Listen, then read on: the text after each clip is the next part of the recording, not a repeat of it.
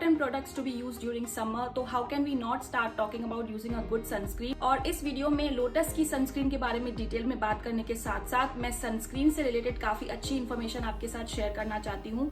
So please stay with me while I talk about important things related to sunscreen. तो solar radiations, जिनको हम UVA और UVB में divide कर सकते हैं, कुछ ऐसी हार्मफुल रेडिएशंस होती हैं जो हमें सन से मिलती हैं, और ये दोनों ही तरह की रेडिएशंस अपने अपने तरीके से स्किन पे काफी ज्यादा हार्म पहुंचाती हैं। तो सनस्क्रीन, जिसे हम सन ब्लॉक या SPF भी कहते हैं, एक ऐसा क्रीम या लोशन होता है जिसे अप्लाई करने के बाद हमें इन हार्मफुल रेडिएशन से काफी हद तक प्रोटेक्शन मिल सकती है। तो गाइस, बहुत लोगों को ऐसा लगता है कि सनस्क्रीन सिर्फ समर के टाइम पे अप्लाई किया जाता है, और स्पेशली जब हम घर से बाहर जाएं डे टाइम में तभी यूज किया जाता है, जो कि बहुत बड़ी गलतफहमी है। सनस्क्रीन सिर्फ एक सन प्रोटेक्शन क्रीम की तरह नहीं, बल्कि हमारे चेहरे पे एक यूथफुल अपीयरेंस बनाए रखने के लिए और फोटो एजिंग को प्रिवेंट करने के लिए भी बहुत यूजफुल होती है। इसलिए सनस्क्रीन जो है वो सिर्फ समर या विंटर या किसी एक सीजन में नहीं, बल्कि थ्रू आउट द ईयर हमें हमेशा अप्लाई करनी चाहिए as a part of our daily skin care regime, and it should also be used even if you are sitting at home not moving out. Yes, you heard me right, because sun rays can reach you even through your windows, your glass और balcony.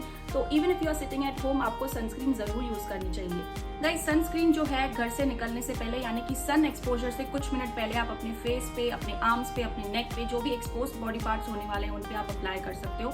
आप कुछ 2-3 minute दीजिए उसे settle होने के लिए, और फिर अपने फेस पे आप अपना कोई भी रेगुलर मेकअप जो आप करते हैं वो आप कर सकते हैं। और जिनको भी डेली बेसिस पे ऑफिस या कॉलेज में मेकअप करना पसंद नहीं है, तो अगर आप चाहें तो सनस्क्रीन अप्लाई करने के बाद आप एक अच्छे से कॉम्पैक्ट से उसे सेट कर सकते हैं। So now talking about choosing the right SPF, तो डर्मेटोलॉजिस्ट रिकमेंड करते हैं कि हमें कम से कम SPF 30 चूज करना चाहिए, लेकिन इफ यू चूज SPF 50 तो इससे आपको UVB रेडिएशन से 98% तक की प्रोटेक्शन मिलती है। तो इसी बात को आगे बढ़ाते हुए हम आज बात करने वाले हैं लोटस बोटानिकल्स के इस vitamin C skin brightening matte fluid sunscreen के बारे में, जो कि एक SPF 50 वाला ब्रॉड स्पेक्ट्रम है, आइडियली जो हमें यूज करना चाहिए एक अच्छे स्किन प्रोटेक्शन के लिए।